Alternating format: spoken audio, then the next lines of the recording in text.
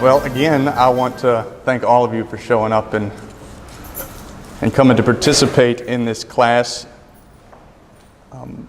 As Father said, it's been something that's interested me for a while now too, and I found it providential when he asked me if I would be interested in teaching a course. At the time, it was probably the middle of the spring semester. I was still in seminary, and I was doing a study of a book, kind of independent. It wasn't a formal class, so to speak, but with another professor, we were going through a book on the angels. So I kind of saw the Lord's hand in it from the beginning when Father asked me to teach this.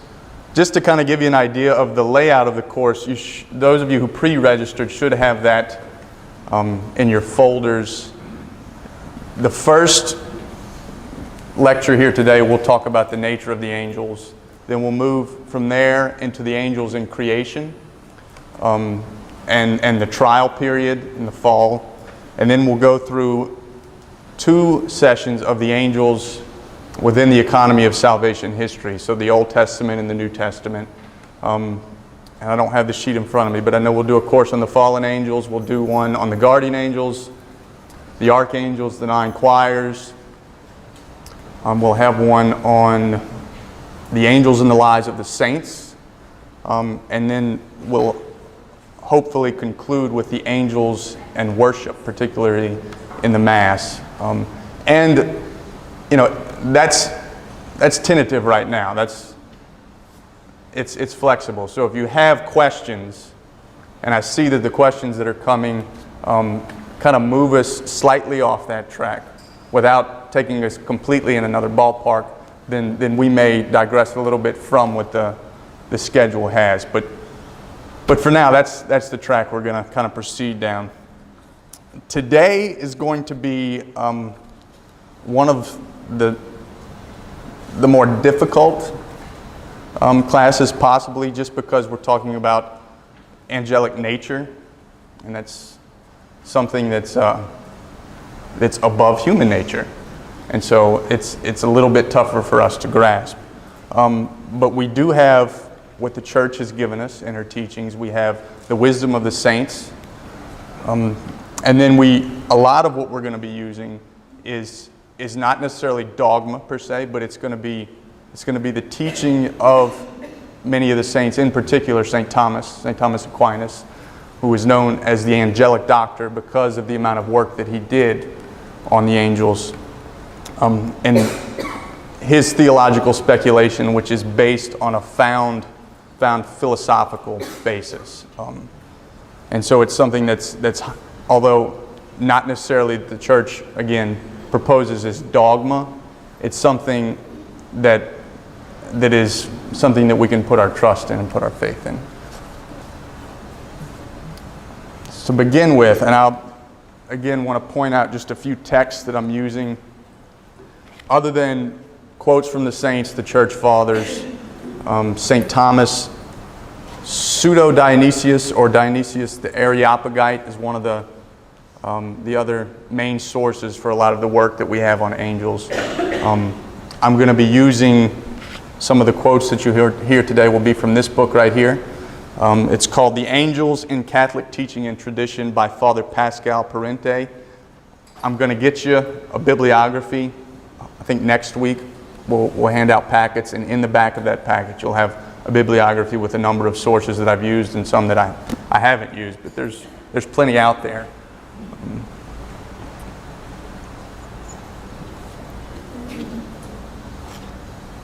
So, just a little bit why the course on angels. If any of y'all read the bulletin article that I put in there last week, I think it was, maybe 2 weeks ago, it's just the idea that there's a lot of fascination with the spiritual world, the spiritual realm, but there's also a lot of bad theology or just false teaching out there when it comes to angels, and some of that has to do with the influence of art, of culture, and media, obviously, and how we portray things. And so hopefully this will kind of dispel some of those false ideas and false notions of angels and give us a deeper appreciation.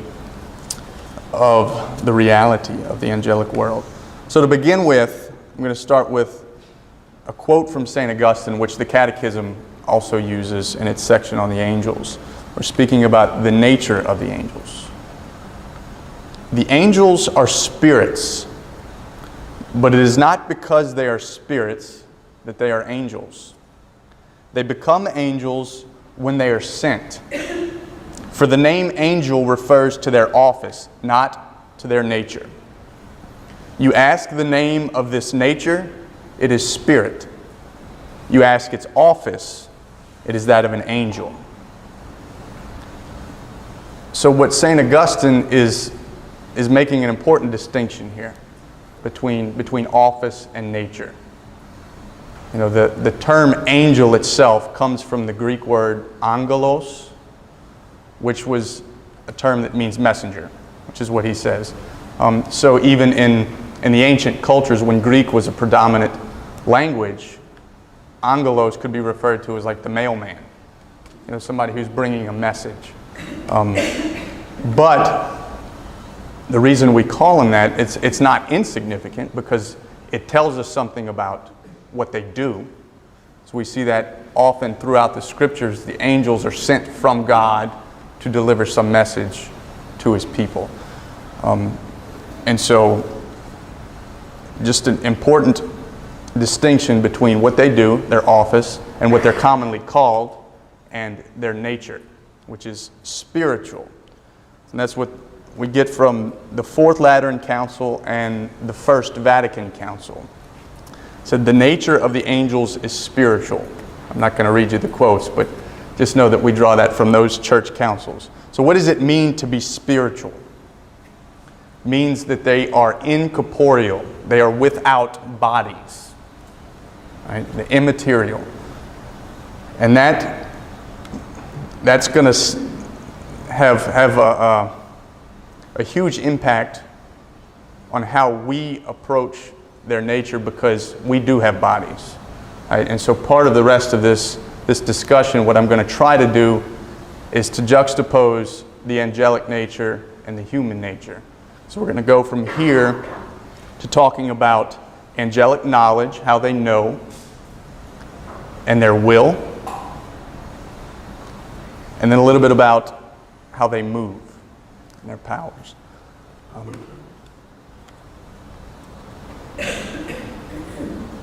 Each angel, right, incorporeal spiritual beings, meaning they don't have bodies, we can't see them, is an individual person. Okay? Created similar to us in the likeness of God. We would say they're closer to God than us in the order of creation. And the reason being is God is pure spirit, right? Angels being pure spirit, in their nature are closer to God than we are. And this is without talking about the effects of grace.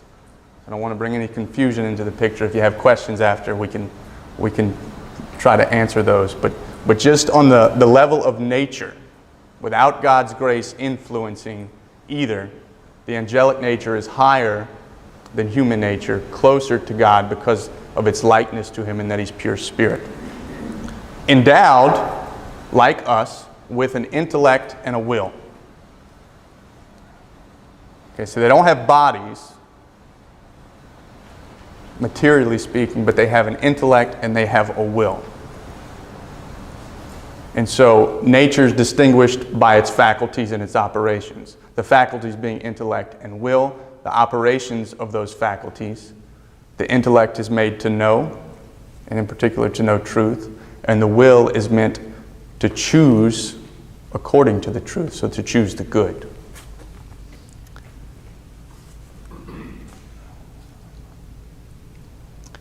Okay, now here's where it kind of gets hairy, so I'm going to start making the distinctions between human and angelic. So the angels, at the moment of creation, were infused, meaning God imparted to them, placed in them, the essence of every created thing. Okay? I'm going to juxtapose that with human nature. We don't have knowledge of every created thing. We experience the created thing. So I can look at this chair, and I see a chair, and I come to grasp the concept of what it means to be a chair. Something that has legs, something that has a place for me to sit, and it stands upright. Angels, contrary to that, they would have the concept infused into their intellects. And so they would have an understanding of what all chairs would look like before they even encountered one particular chair. So they kind of work the opposite we do. We work from particulars to the abstract concept. And the reason is because of that first thing, the first point we made. We have bodies and they don't. Knowledge for humans is mediated through our senses. What we see, what we taste, what we touch, what we hear. And through our sensual experience of the created world, we're able to abstract concepts. The angels, because they don't have bodies, knowledge is not mediated to them, right? They grasp everything immediately and totally. They exhaust what is to be known about something. Now it's something that we're going to have to nuance, especially when we're talking about how they know us. Right? So if they were created, and at the moment of creation, God infused them with the knowledge of all other created things. We're just talking about things in their nature, what they are, their essences. It's important to realize that angels do not have knowledge. They cannot read our minds. Right? So they would have knowledge of human nature. They would understand completely what it means to be human. In a sense, they would understand how our emotions work, how our senses work, how our bodies work. But they cannot read our minds and our hearts. Right? Because we have freedom. So they don't have an understanding or a foreknowledge of how we're going to use our free will.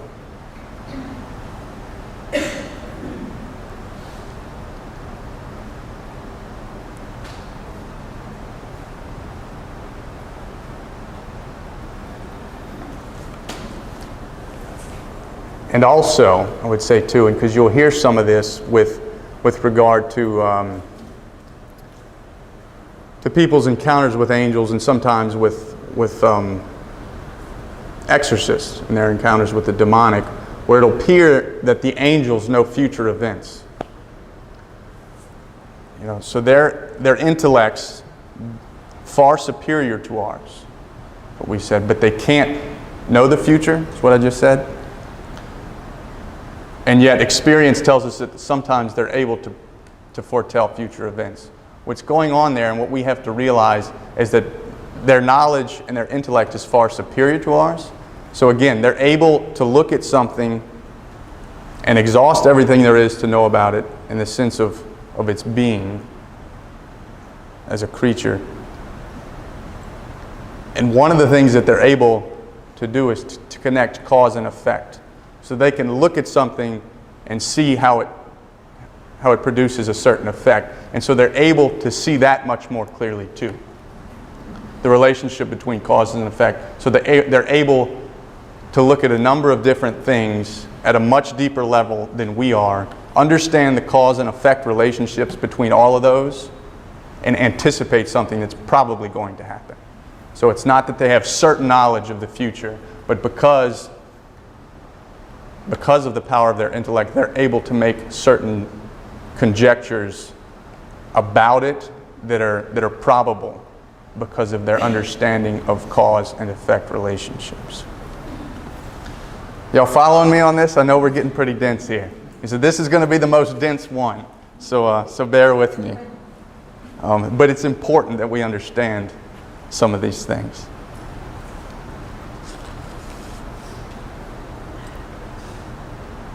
And the church, as far as faith goes, tells us that the only thing we need to hold about the angels, this angelic knowledge, other than the fact that we can say that it's superior to us, is that they don't have knowledge of our hearts. Okay, that they can't read our hearts, they can't read our minds.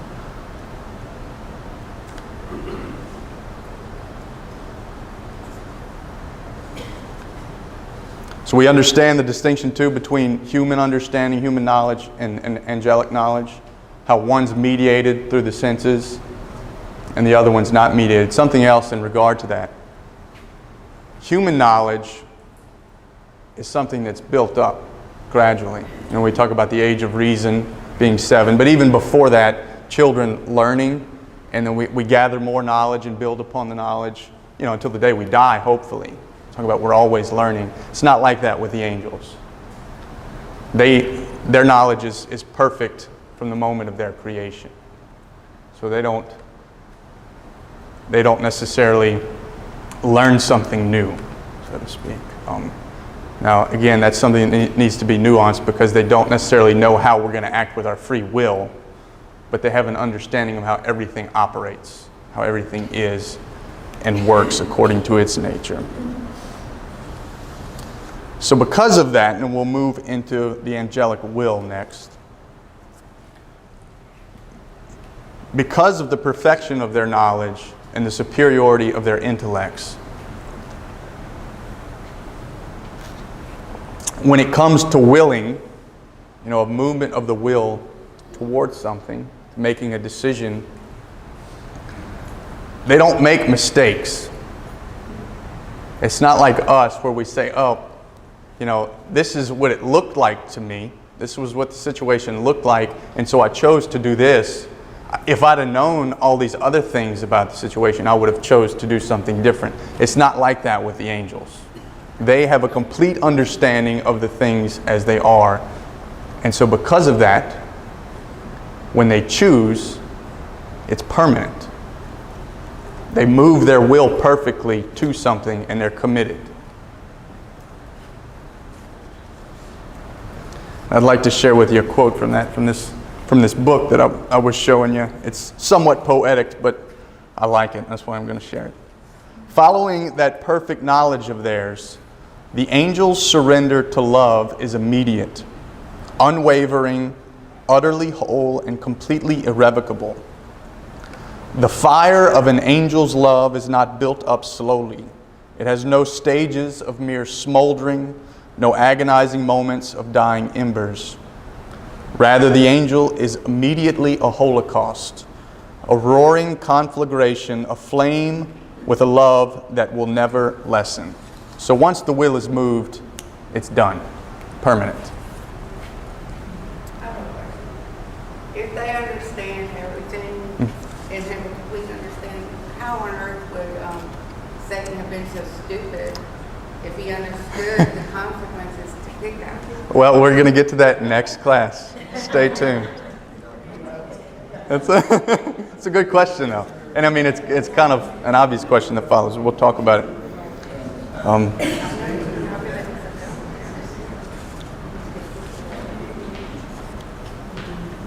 Yeah, so that's in a nutshell what the angelic will is. Okay, so it's important to understand angelic intellect and see the impact that has on the will.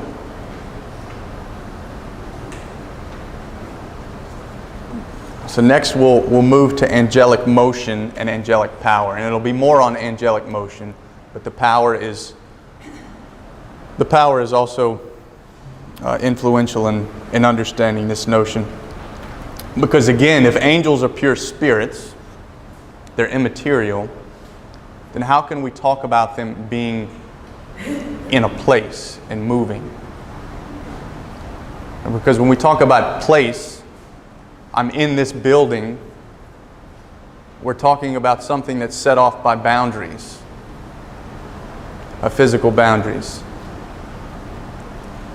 And if there's no physicality to an angelic nature, then how do we say that they're in a particular place? St. Thomas would say that angels are said to be in a place insofar as their power is being acted upon that place, right? So insofar as an angel is acting on something, it is said to be in a particular place. But again, place is something that's more proper to the material world. We got a question? Yes, please. In some part of the scripture, it said that we should be kind to strangers because we may be entertaining angels. Mm-hmm. That one was fascinating. Yes, yes, and we'll talk about that probably in 2 classes or so, the idea. So we're talking about, her question was that Scripture says that some have entertained angels without knowing it.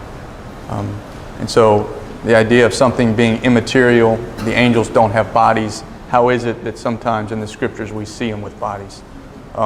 We'll speak about that again in a couple weeks. But yes, so the angelic power we talked about is significant when we're talking about angels being in a particular place. And it's the same thing, I guess we'd say, with angelic motion. When they move, it's not like us, where we have to get up and actually walk to a certain place, or drive, or fly, take a boat or a train. The angels have but to move their will, and they're in another place. So there is no, transgressing space and time. It's just a matter of an act of their will, and they can be transformed from one place to another place. Now we'll read again another quote. His motion consists in transferring his attention and activity from one object to another without having to pass successively through the intermediate places in space. So that's a little clearer than what I just explained. It's transferring the attention and their activity, so their power, to a different object. So again, they act on objects and not necessarily the particular place. How we doing? I have a question. Okay.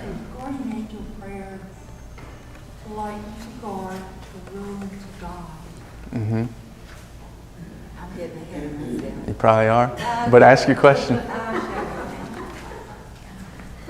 was going to ask about that, but you're going to cover that? Yeah, we'll talk about guardian angels later on.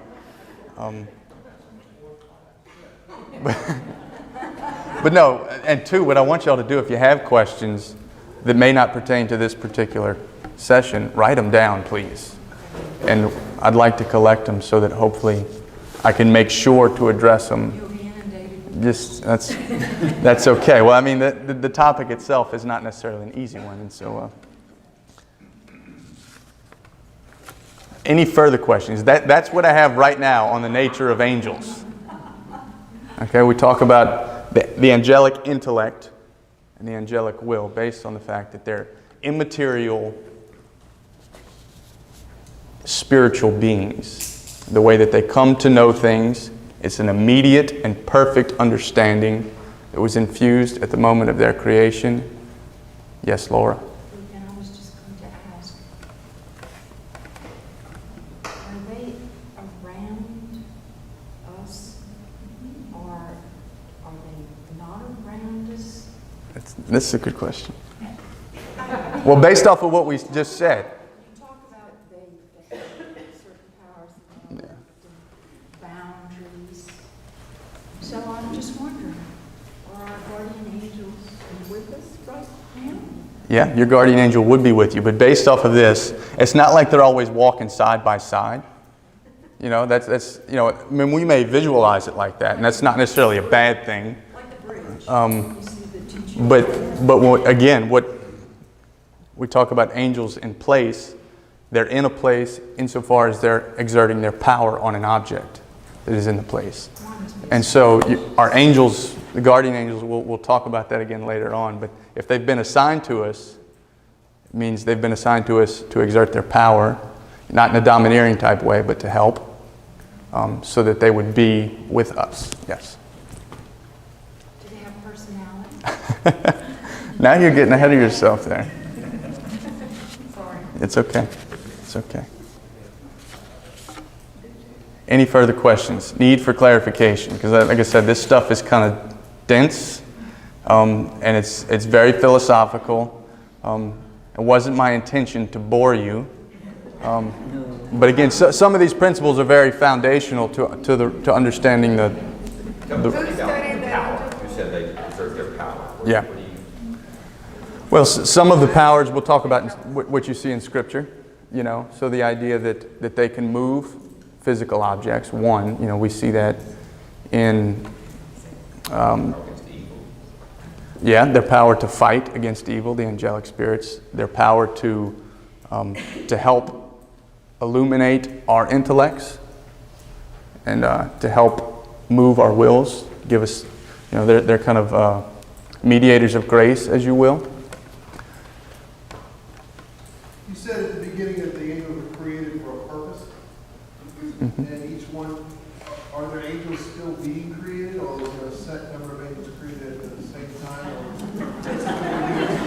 Yeah, that's next class. I'd love to answer that, but But anyway, you said so in other words, to go on what you were saying, are they around us, but they're going about their purpose, correct? right. And so, if their purpose is to be amongst you or around you at that time, then they're around you, because that's the purpose of that moment. Certainly. I mean, they're for the holy angels at least, who have chosen their wills would be conformed with the will of God. And so, given what their specific mission is, what is God's will for them, then yes, they would be fulfilling that. And if that means, okay. Did everybody hear that question? They didn't hear that question. So say it again, you were asking about the purpose of the angels. Yeah, I said that they were created, you said at the beginning that angels were created for a purpose. Each one came into existence for an exact purpose. Is that right? Yeah.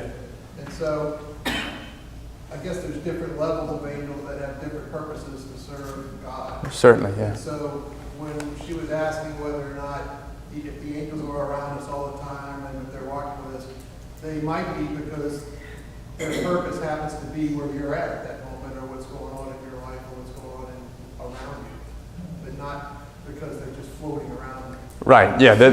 Nothing's accidental when it comes to the angels being in a place. It all has to do with fulfilling God's will for them. And so if our guardian angels are near us, so to speak, if they're acting upon us all the time, it's because they were created with that specific purpose. But he also asked if there are new angels being created. He did, and I said that is to be dealt with next. Monica. What about the fallen angels? The fallen angels. We're going to talk about those later too. We're just trying to establish some foundational principles on what angelic nature is. You know, it's fine with the faith of what you said, because it said they have knowledge of everything and cause and effect of every action of everything that's going to happen. Lucifer made a decision with that full knowledge that he was going to hell. I didn't say that they have knowledge of every cause and effect in the sense of they know all the future events. But in a particular moment, right, because of their knowledge of cause and effect relationships, they can tell what's about to happen. Does that make sense? So it's not that they can look like 5 centuries into the future based off of what's happening now and say this is going to happen. So there's a finite limitation to their. They're still finite. They're creatures, same as all. Where that is. Right, because they're above us. And some of the knowledge too of the holy angels would be like God's divine prerogative. He could give a guardian angel knowledge of the person that he's guarding for that person's good if he chose to. But it's, again, that would be more along the line of God's grace acting. It's a gift of God as opposed to just their foundational, their nature, without the help of grace. In the back. Since I'm looking behind you at the angel in the Sacred Heart, will you be addressing those particular artist depictions in liturgy and worship at the last session, and why they seem to know judo? Well, we will talk about a little bit in the last. In the last. Why do they know judo? This is my conjecture. I believe that these are the seraphim, which are the highest Yes. order of angels. They surround God's throne, and the vision of God on His throne is so intense, they have to actually shield their face from it. And Right. that's why their hair is bursting into flames. Did y'all hear the question she was asking? Why, if we were going to talk about why the angel in the picture knows judo. And so she was explaining the artistic expression of Dom Gregory DeWitt. So, okay. I'll never look at that angel the same. I'm not going to apologize for this question because it's clear in Genesis chapter 6, Mm-hmm. verses 1 through 4. Of course I didn't understand that. It's, these angels were in heaven. I guess they were there all the time. But the earth, human beings were being populating the earth so rapidly and doing so well here. And the women here on earth were so beautiful. They fascinated these men in heaven. These men were allowed to come down to earth and choose these ladies for wives. You know, they got married and had children. I don't understand that. It's an interesting topic. I've seen others write on that particular passage. So I'm not going to say I'm going to answer your question thoroughly enough to please. But she's referring to a section in Genesis where it talks about the sons of God, I believe, were essentially enamored with women. And the daughters of men, yeah, okay. And so one interpretation of that is that it was angels who came down and procreated with women. Again, that would, I mean, I don't know the possibility of that, but according to human nature, I mean, it takes, that's a corporeal act, right? So it needs a body. And if angels are incorporeal, then that would, again, and then my answer is not necessarily the definitive teaching on the interpretation of the scripture, but I'm saying that's how I would understand it, that I would look for another way to interpret the term sons of God, to see what that means. Oh, that made me think of something else I was going to say that I think I forgot to say earlier. Maybe it'll come back to me. Does your guardian angel know if you talk to him? Yes. So we'll talk a little bit more about that when we talk about the guardian angels. But just like we said in general, if the angels don't have knowledge of our hearts, if they can't read our minds, then it follows logically that for them to know us, if we're going to have a relationship with them, that we would need to communicate with them on some level. She was asking if our guardian angels know when we speak to them. And what was your answer? Oh gosh, I'm not speaking. My answer was that if, the church tells us that angels have no knowledge of our hearts, they can't read our minds, then it would logically follow for us to have a relationship with our guardian angel or with any angel, then we would have to in some way communicate with them. So yeah. We have to thank guardian angels for all the protection that they give us daily. Certainly. Just this morning we were protected. Praise God for that. Can you tell me who brings out? Yeah. Mhm. Any other questions? I don't know what we're doing I would on suggest cover the time. material and then have questions at the end. Well, that's it in a nutshell right there. That's the, like I said, because it was so dense, I didn't want to go too long with you and leave room for questions. So that's going to be it then. Our first session is complete. And again, if anything, if you have other questions that you want to write down, please do. That will come next week in the little booklets. What we're going to have in that is John Paul II he's done 6 different Wednesday audiences on the angels. And so we're going to print those out for you so you can have something. And then once we get into Scripture, you'll be able to follow with that too. All right. What do you think about the Peter Craft book on angels and demons? I think that's a very good book. You read it? Yeah, I've got it. It's very accessible, I've found. Which book? Peter Kraft, he's got a book on angels and demons. And again, this will be coming in the bibliography that we'll get you next week. But it's laid out in question and answer format. It's got a lot of questions that he received from students over the years on angels and on demons. And so, yes, it's a good book. Would it help to say that they're not limited by time or space? Would it help us understand that? I mean, angels are not limited by time or space. Right, they don't. Boundaries. It's not. Yeah, I'm just thinking. okay. Yeah, that's right. Expanded on that. Oh, I apologize. I apologize. You know, it's. Yeah, okay, so and again, I'm not trying to teach. no, it's okay. It's okay, because like I said, I forget things, but we're going to dive right back into something real difficult again here. So the angels being created are not eternal.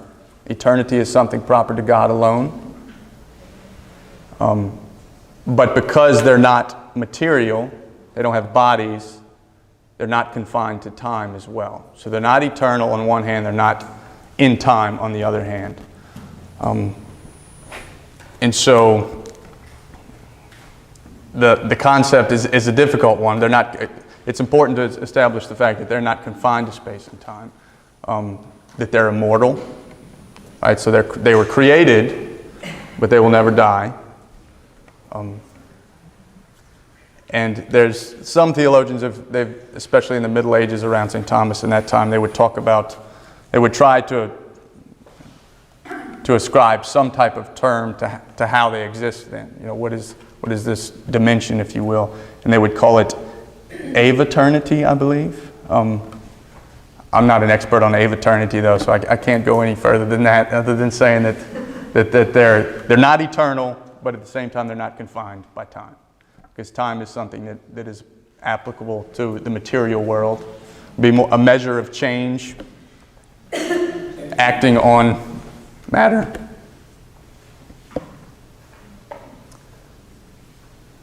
Robert.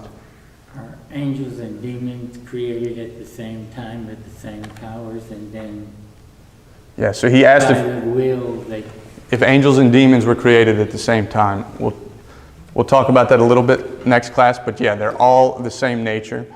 And so all the angels created together. Demons, just another term for fallen angel. Okay. All right, well, thank you all for coming. Thank you for your questions, for challenging me.